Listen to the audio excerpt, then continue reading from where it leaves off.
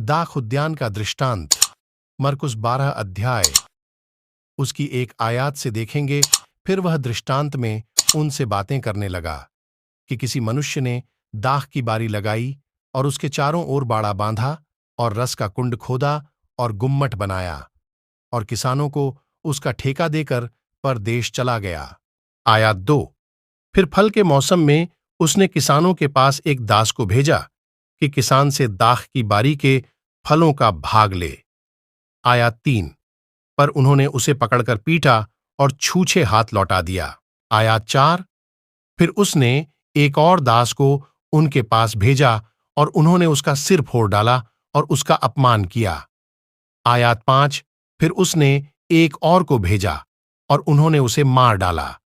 तब उसने और बहुतों को भेजा, उनमें से उन्होंने कितनों को पीटा और कितनों को मार डाला।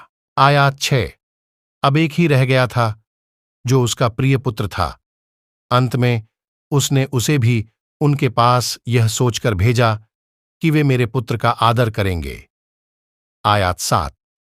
पर उन किसानों ने आपस में कहा, यही तो वारिस है, आओ हम उसे मार डालें, तब मीरास हमारी हो जाएगी।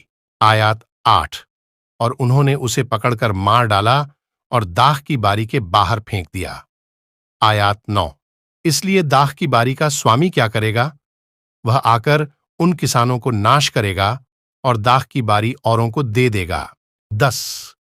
क्या तुमने पवित्र शास्त्र में यह वचन नहीं पढ़ा कि जिस पत्थर को राजमिस्त्रियों ने निकम्मा ठहराया था वही कोने का सिरा हो गया? 11। यह प्रभु की ओर से हुआ और हमारी दृष्टि में अद्भुत है। 12। तब उन्होंने उसे पकड़ना चाहा, क्योंकि समझ गए थे कि उसने हमारे विरोध में यह दृष्टांत कहा है।